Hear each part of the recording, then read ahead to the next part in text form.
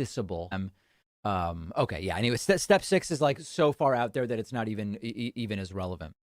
Although this is completely absurd and ludicrous. Imagine It's time for Nicole Sandler's What's News from NicoleSandler.com and the Progressive Voices Network. President Biden on Wednesday spent 5 hours in 3 meetings with 23 congressional Democrats in the Oval Office, trying to come to some kind of agreement on passing his Build Back Better agenda.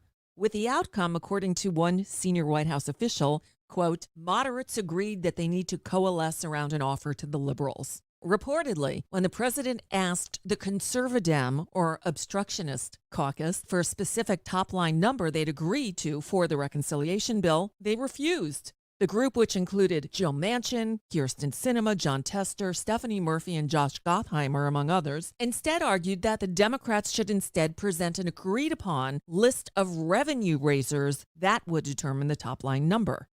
They also asked the president not to rush the reconciliation process and to use his influence in the House to pass the BIF, or the Hard Infrastructure Bill. The bottom line in that meeting is the president told them to come up with a set of principles or framework for reconciliation that would persuade progressives to back down from their threat to kill the BIF in the House when it comes up for a vote on Monday. John Tester, leaving the White House, said, quote, the goal is to try to get a framework before the vote on the bipartisan infrastructure package. Hello. They needed a meeting for that? Well, the first meeting was with Chuck Schumer and Nancy Pelosi. The second meeting was with the Conservadems from both the House and the Senate. And the third, final meeting was with the progressives. It included Barbara Lee and Pramila Jayapal, as well as Senators Bernie Sanders and Ron Wyden, among others. Biden faced a united front of progressives pleading with him to use his influence to delay the Monday vote. One person in the room telling Politico, quote, it's weird if you're supposedly for a bill to insist on killing it. The iron law of legislating is that if you have the votes, you take the vote. And if you don't have the votes, you delay the vote. That was done on BIF multiple times at the request of the moderate negotiators. It's quite standard. It is not standard to insist on a vote when you know it will fail. Weird to call yourself a pragmatist and then kill the bill you say you want to pass by not giving negotiators more time. Biden responded saying, I hear ya. This according to Senator Ron Wyden. He continued saying, I know a lot of you think that's an arbitrary date. Let me think about it, and I'll talk to Senator Schumer and the Speaker. So obviously no solution came out of Wednesday's meetings. Negotiations continue. And meanwhile, a group of progressive and grassroots organizations, including Move On, Indivisible, Greenpeace, the Sunrise Movement, the Working Families Party, and many others, is sending a letter to Congress today, Thursday, urging members of the House to vote no on the BIF without a reconciliation bill. The letter says, quote, passing just that small bill alone wouldn't be a compromise, it would be a capitulation. We strongly support the position of the Congressional Progressive Caucus that 2 bills must pass together as a critical step on the journey toward tackling the climate crisis and furthering racial and economic justice. We urge progressives to hold strong. We will have your back. So while that's all going on, there's also the ongoing threat of a government shutdown, and worse, as Senate Minority Leader Mitch McConnell has again donned his Grim Reaper getup, affirming that he will not give Democrats any help in raising the debt ceiling, saying this is a totally Democratic government. They have an obligation to raise the debt ceiling, and they will do it. Of course, McConnell's argument omits the fact that a significant amount of this current debt stems from the tax cuts and spending signed by Donald Trump and passed with Republican votes. And Congress needs to increase the debt ceiling even if Joe Biden's spending program fails. Well, on Tuesday, the House, controlled by the Democrats, passed a bill to lift the debt limit through 2022 and fund the government through early December, as well as provide money for natural disaster recovery and Afghan refugees. So it passed in the House, but Senate Republicans appear likely to block that bill in the next few days by denying it the 60 votes it would need to overcome a filibuster. Another breakdown in congressional negotiations. This time, it's police reforms that went down in flames as the talks officially collapsed on Wednesday. The sticking point was the Republicans' refusal to do anything about qualified immunity, which basically makes police immune from any kind of civil responsibility for their actions.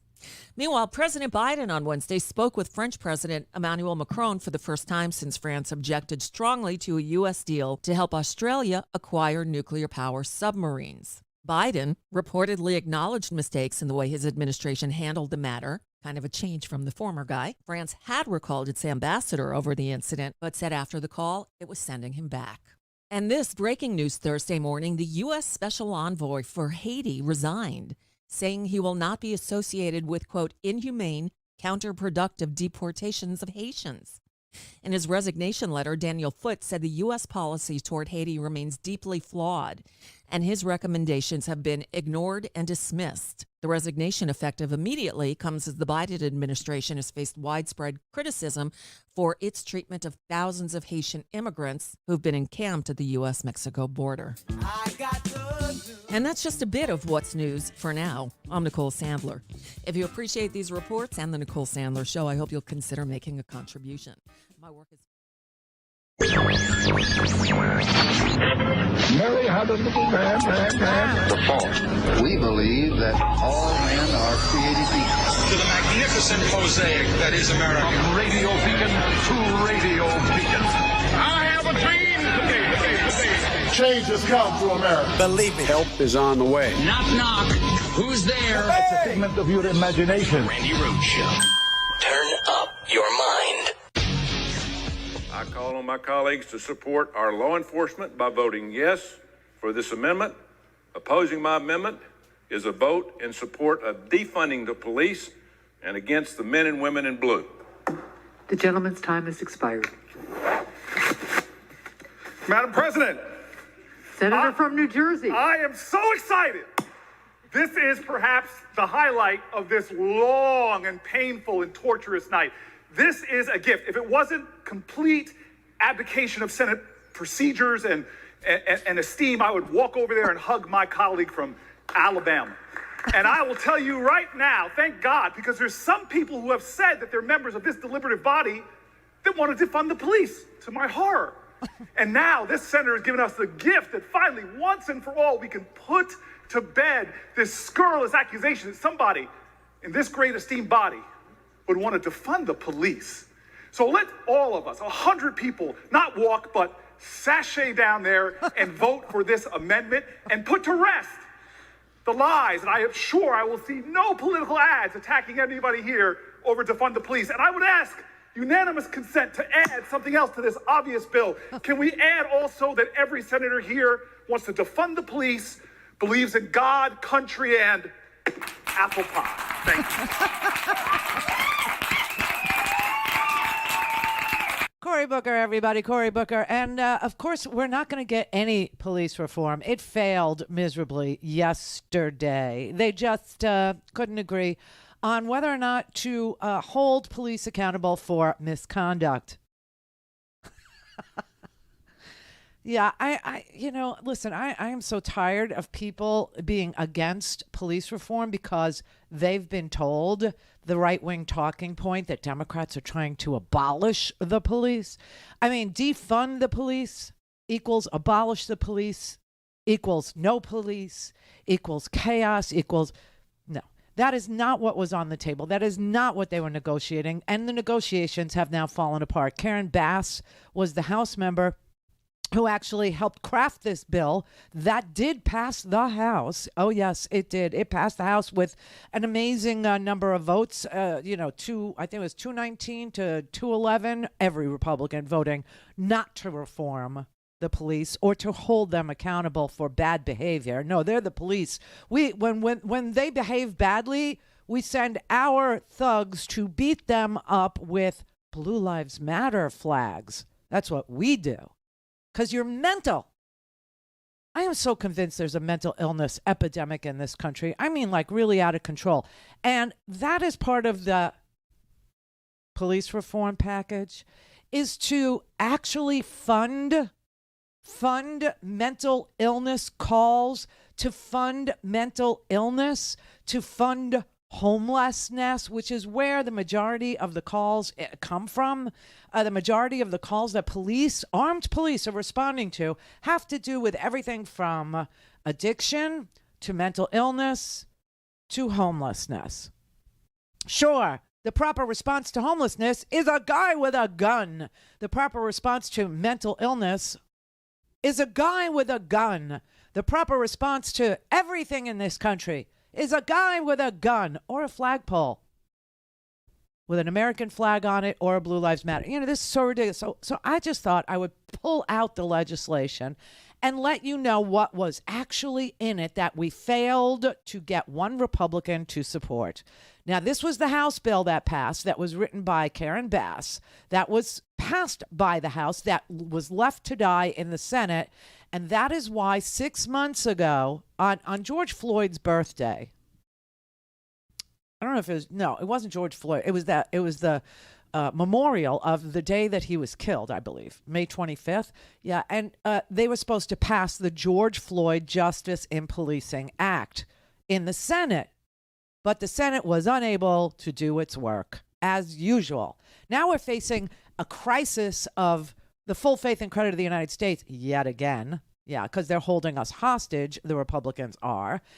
We can't make an investment in American families because the Family Values Party doesn't value families, as you know. And so they failed to do their work there. And then yesterday they failed to do the work that we've been waiting 6 months for them to do on the police reform package. And they failed to do that too, because Republicans can't govern. You understand that? Or they won't. I'm going to go with can't. Because won't is very observable and easily digested, but can't is another matter completely, and they can't. They cannot govern because every policy that they've ever put through is bad for American people. It's bad for families. It's bad for health care. Where's their repeal and replace? Remember? Yeah, all right. So here's what was in the George Floyd Justice in Policing Act, okay? Grant power to the Justice Department's Civil Rights Division, oh, that would be bad, to issue subpoenas to police departments as part of a pattern and practice investigation into whether there has been a pattern and practice of bias or a pattern and practice of misconduct by a local police department. That would be bad. The other things were to provide grants, money. Hey, that's the opposite of defund. This is fund. This is refund. This is more funding, actually. Provide grants to state attorneys general to create an independent process to investigate misconduct or excessive use of force by police. Establish a federal registry of police misconduct complaints and disciplinary actions so that police can't go from being a bad apple on this police force to a bad apple on that police force because there's no directory to even check their credentials. Holy crap. Now, if I wanted to go to work for a different broadcasting company other than the one I own, which is, this is the first time I've ever worked for myself in my whole life, I had to provide all of my background information and all of my former, all of my past ratings results, all of my revenue results. Yeah. How much money did I make for the company? And how many listeners did I bring in, or viewers in this case? Oh, they don't have to do that, the police.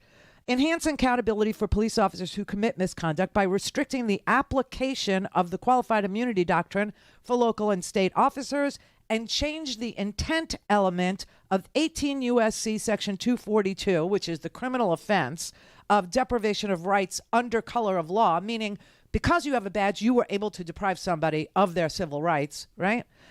Which has been used to prosecute police for misconduct from willfully to knowingly with reckless disregard. That would be dangerous, right? Require federal uniformed police officers to wear body cameras. Require marked federal police vehicles to be equipped with dashboard cameras. Require state and local law enforcement agencies that receive federal funding to ensure the use of body-worn and dashboard cameras. This seems like it would cost money. This seems like it would be funding police departments. This seems like, yeah. Restrict the transfer of military equipment to the police. See 1033 program, militarization of the police. Require state and local law enforcement agencies that receive federal funding to adopt anti-discrimination policies, training programs, including those targeted at fighting racial profiling. prohibit federal officers from using choke holds and other cartoid holds, which led to the death of Eric Garner, require state and local law enforcement agencies that receive federal funding to adopt the same prohibition, stop the issuance of no-knock warrants that allow police to conduct a raid without knocking or announcing in federal drug investigations, and provide incentives to the states to enact similar prohibitions, change the threshold for permissible use of force by federal enforcement officers from reasonable to only when necessary to prevent death or serious bodily injury, and mandate that federal officers use deadly force only as a last resort and that de-escalation be attempted. Condition federal funding to state and local law enforcement agencies on the adoption of this policy. That's it. All done. No defund.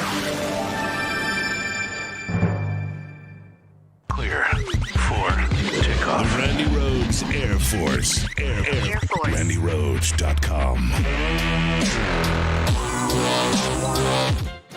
Is corporate ethics an oxymoron? Do you have to be a jerk to be a successful CEO? Is exploitation the only path to profit? The good news is that many companies, big and small, in the food economy are blazing a different path through Wall Street's jungle of greed, demonstrating that money and morality can be compatible. Texas supermarket chain H-E-B, for example, has drawn an intense loyal customer base by 1. Investing in good wages and benefits for employees, 2. Showing up in such emergencies as pandemics, hurricanes, freezes to give essential supplies and hands-on help, and 3. Being an involved and supportive neighbor to the hundreds of unique communities it serves. Also, Maine Grains is relocalizing the business of milling grain by working with local farmers who had been abandoned by global grain marketers. They're producing flours from heritage grains, boosting the local economy in the process.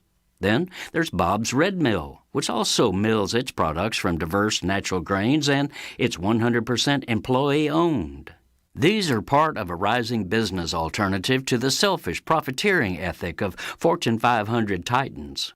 Called certified B corporations, they definitely exist to make a profit, but they're equally focused on having a positive social impact, prioritizing fair wages, environmental protections, and healthy communities as core elements of their missions, even making those goals legal requirements of their corporate charter. This is Jim Hightower saying Ben & Jerry's and New Belgium Brewery are just a couple more of some 3,800 other businesses now organized as B Corps. Though not pretending to be perfect, they're at least striving to be more than money grubbers, instead trying to contribute to the common good. For more information, go to bcorporation.net. More than 4 million households in Texas were left without power after a rare snowstorm. You would think of all the states that we have, Texas would be too big to fail. But oh no, oh hell no. Turns out the one star on the flag is a review. We're going to walk down and I'll be there with you to the Capitol. This is why it's always White Boy Day in America. When this insurrection happened, they got to come to the Capitol, climb up the Capitol walls, beat police officers with hockey sticks and flagpoles, wearing helmets, tactical gear with walkie-talkies and earpieces. They were allowed to go into the Capitol, and then they were told, go home in peace, we love you. Go home, we love you, you're very special. The governors in Texas and Mississippi are lifting mask mandates and allowing businesses to open at full capacity. Leave the mask mandate in place so the people who think freedom means I can infect you don't get that right to infect me, because your rights begin and end where your nose begins and ends. So cover the damn thing. You could read about the 1918 pandemic, but now you can live through it. Hey, you could read about Jim Crow laws, but now we're going to see them. It is 160 years since the 13th, 14th, and 15th Amendments abolished slavery, and Jim Crow still seems to be with us. You can read about police killing black men and lynching them, but now you can watch them on the girl from Safeway's cell phone. Why are we going so backwards? Because we had a demagogue as president of the United States who spread racism. They're bringing drugs, they're bringing crime, they're rapists. And told people There's no shame in it. You want more progressive talk? You want the real facts? Listen to Randi Rhodes, 3 p.m. Eastern to 5 p.m. weekdays, and buy a stinking podcast and listen anywhere, anytime. Don't give up. Don't give up. What's true? All things Randy at randyrhodes.com. Go for launch. Speaking truth to power, The Randi Rhodes Show. This is Representative Karen Bass on the failure of her bill in the Senate. We just couldn't seem to get Senator Scott to yes. Now, granted, there were a lot of pressure from outside forces, but I also think the other thing is that we might have missed our moment. I think our best moment was when there were tens of thousands of people on the street in every state in our country and many countries around the world demanding that change takes place. But Lawrence, the Senate kind of moves a little slow. And I think when that momentum had subsided, I do think in the campaigns last year, Democrats were accused of defunding the police. Right. I absolutely do not support defunding the police, and neither does Senator Booker. But that was essentially how we were labeled. Crime cycles. Crime ticked up. And I think that was used to say, actually, the reason why crime is ticking up is because we are tying the hands of police. So I think it was used as a campaign strategy. And I think that helped to destroy the momentum that we had last year. Yes, because people are mental in this country, and they listen to people who never are right. They listen to people who get everything wrong, pontificate about how to fix things in this country. And of course, nothing ever gets fixed because they were listening to really bad advice from failures in governing. People who fail to do anything for American families, people who fail to do anything on social justice, people who fail to move the needle forward on equal protection under law, and in fact, take us steps and steps and steps backwards every time they're able. Every time. Now they want to take away the freedom to vote, the right to vote. They want to take away your right to privacy. They're going after gay marriage now. Gay marriage. This is settled stuff in this country. We debated it for 30 years, 40 years, whatever it was. I mean, you had an enormous amount of support for gay marriage. You have an enormous amount of support for privacy and your own medical decisions with regard to your own uterus, which can't spread a virus. Okay. I mean, every time they're in control of things, we go backwards. We go backwards. Our economy is being threatened yet again. Our recovery is being threatened by the Republicans yet again. And the people that sit on these conservative, platforms, they give you this fake news and bad advice over and over and over again, and you believe them over and over and over again. And that, to me, signals there's something wrong with the mental acuity of people in this country who think that listening to people who get it wrong over and over and over again about everything from issues of war and peace, where we need to bomb, when we need to bomb, do we need to bomb, weapons of mass destruction, torture chambers, making the police accountable for misconduct. And then, we love the police, but there's hours of video of people beating the police and calling them traitors and hurling epithets at them and literally tasing them and bear spraying them and hitting them on the head with fire extinguishers and beating them with hockey sticks and flagpoles and crutches, for God's sake. I mean, it's the sickest thing. But there's some sort of mental illness in this country. And in fact, this is why we need to actually reform the policing that we do in this country, because 64% of all the calls that go to police are mental health calls. And the police are being asked to do everything. Get my cat out of the tree. Handle my bipolar son. Handle, this man who's walking naked in the freezing cold in northern New York. who you don't understand, what is plaguing him or what meds he might be missing or what meds he needs to be on or what. No, and just, kill him in the snow because that's how you've been trained, is to respond to everything with lethal, deadly force because it works and there's no downside to it. You'll never be held accountable. I mean, I'm so sorry, but you have some communities around this country that have reformed the way they police their communities. Aurora, Colorado, they adopted some change. They changed some of the rules with policing there. Here's an example of what happened in Aurora. Also, Eugene, Oregon, who pioneered this crisis responders. Instead of police, social workers. Instead of police, paramedics. Ooh, there's a bad idea. Instead of police, mental health professionals. These are all terrible, terrible ideas. But I kid. But Colorado reformed, Aurora reformed their laws. And here's a story from yesterday. Okay, this is from the Guardian newspaper. On the afternoon of July 23rd, an Army veteran named Kyle Vinson was sitting on the curb in Aurora, Colorado, when two police officers confront him.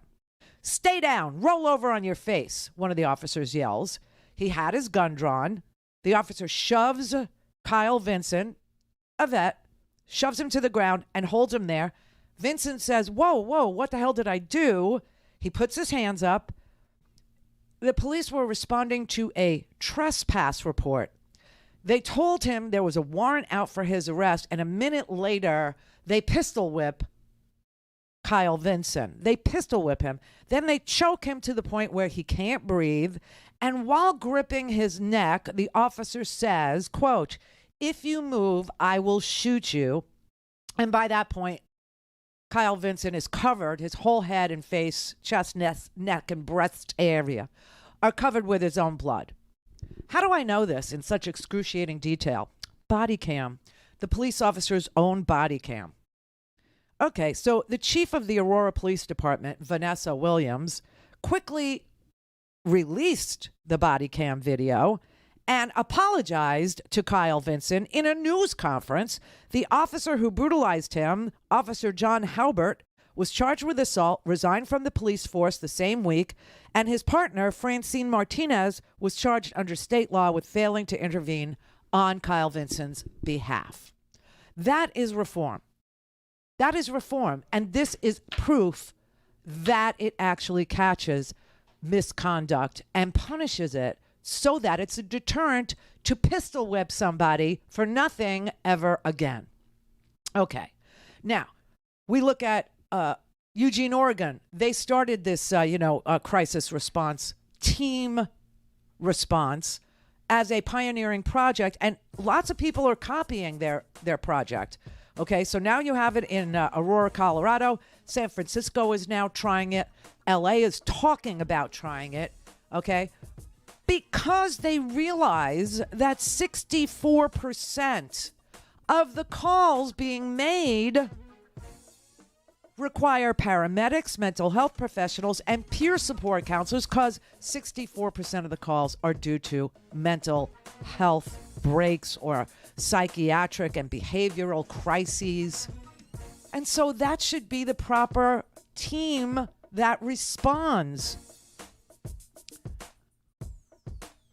These are nonviolent behavioral crisis calls. These are nonviolent psychiatric calls. Then if you add in calls that are made due to homelessness, the numbers shoot even higher. Clear for takeoff. Randi Rhodes Air Force. Air Force. RandiRhodes.com.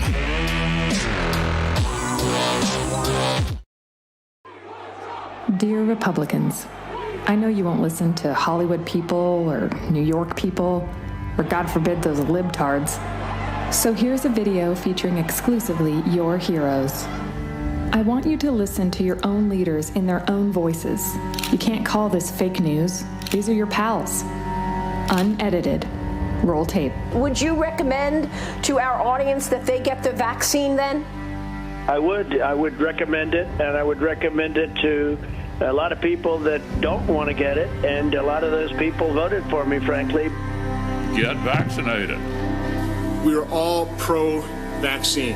I would encourage people to get the vaccine. I have high confidence in it. I got it myself. If enough people take the vaccine, he says we could get back to normal. Each one of these Republican leaders took the vaccine, and they made